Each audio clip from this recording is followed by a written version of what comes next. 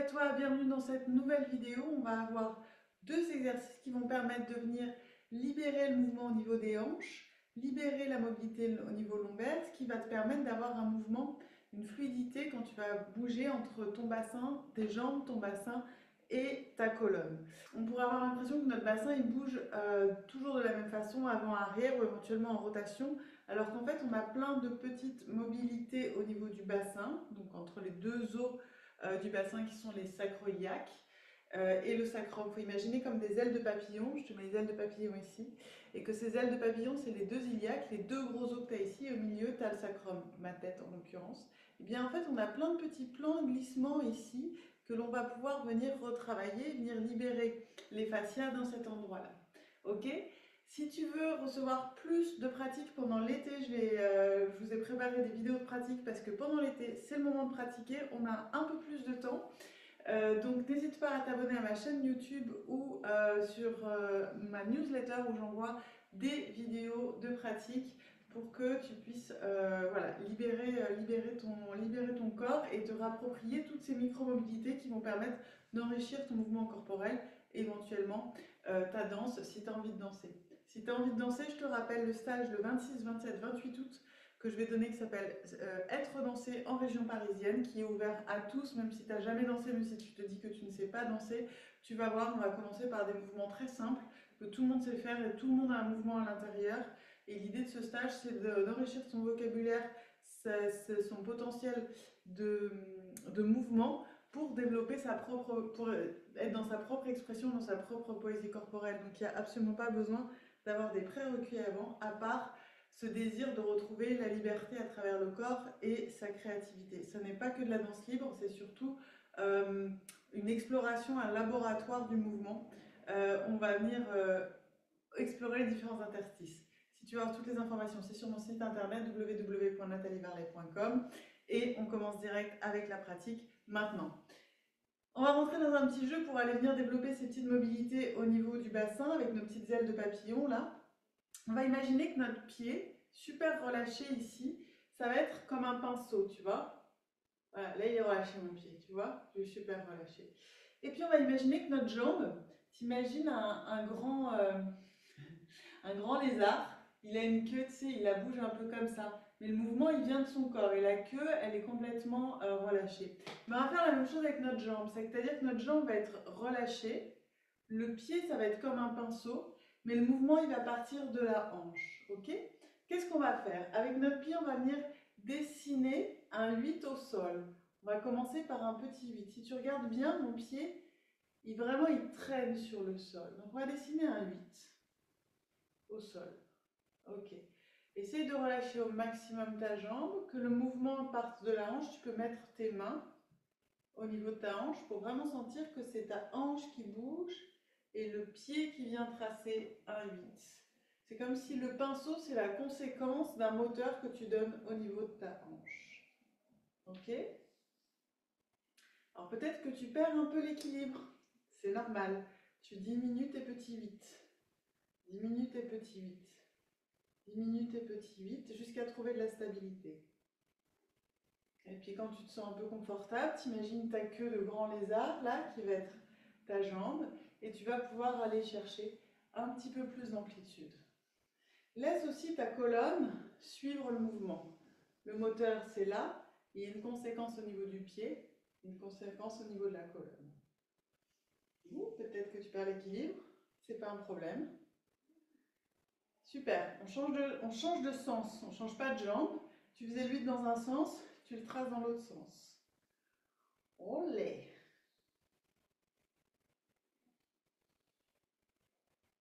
Prends le temps de chercher quelle mobilité tu dois avoir au niveau de la hanche pour aller faire de tes courbes au niveau de ton 8 au sol.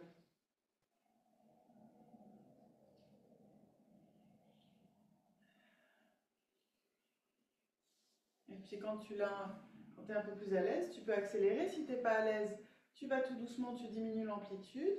Ou éventuellement, tu peux prendre un appui avec une chaise. Et si tu es à l'aise, tu peux libérer le mouvement. Super, on relâche, on change de jambe. Avec ton pied gauche, mains ici pour comprendre comment ton bassin va fonctionner. Et tu viens libérer ton 8, ton infini. Tu traces des infinis avec le sol.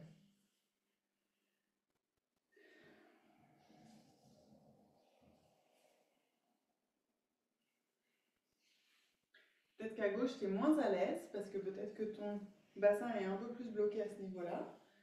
Pas un problème, tu vas plus lentement. Tu viens chercher quelle est la mécanique. Comment positionner ton bassin, éventuellement ton dos, pour permettre d'aller chercher cette rondeur.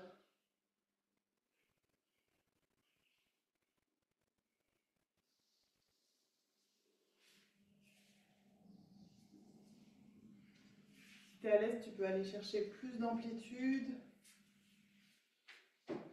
Si tu as l'espace. Et puis tu rediminues. Et tu rediminues. Et tu rediminues. Par contre, tu diminues le 8 au niveau du sol et tu viens chercher plus d'amplitude au niveau de ta hanche.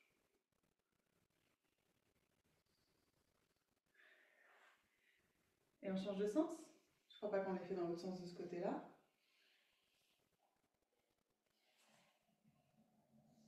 Avec toujours cette idée de tracer des 8, mais on va les tracer ici avec notre bassin. Donc on va avoir un mouvement ici horizontal d'un grand 8 que l'on va chercher à tracer.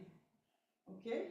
Donc t'imagines un 8 que tu vas tracer ici avec ton bassin. Je te recommande de mettre les mains sur les hanches, c'est plus facile au début. Fléchis bien les hanches et tu vas venir t'asseoir ici dans ton bassin. Tu vois, comme si là pareil, là ta queue c'est ton coccyx pour le coup, et tu vas venir ici le descendre. On voit bien que c'est ce mouvement de s'asseoir dans son bassin qui va venir fléchir les genoux. Ok? Et à partir de là, on est parti. Main sur les hanches. On va aller chercher une courbe d'un 8 d'un côté, de l'autre. Et repasse bien au centre, ici. Clac, clac, clac.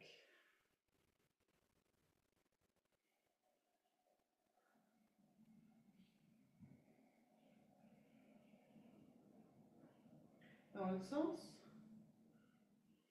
Va lentement, on fait des petits cercles. Repasse bien au centre. Allez, va. Alors, je ne peux pas vous mettre de la musique. Normalement, ça se fait en musique. Parce que sinon, YouTube et Facebook me coupent les droits d'auteur. Mais mets-toi un bon son derrière.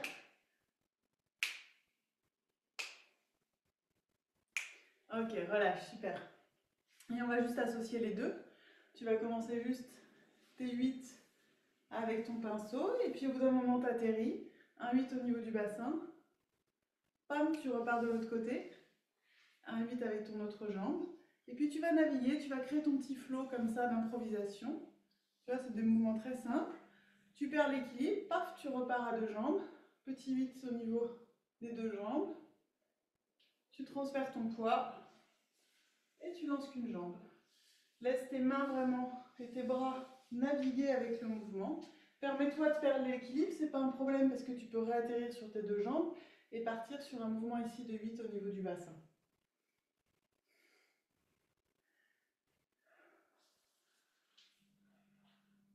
Puis si tu es à l'aise, tu peux aussi aller chercher des 8 plus aériens. Bon, ça demande peut-être un petit exercice d'échauffement, mais bon, s'il y en a parmi vous qui ont déjà un peu l'habitude de travailler ces mouvements, on peut les chercher avec un peu plus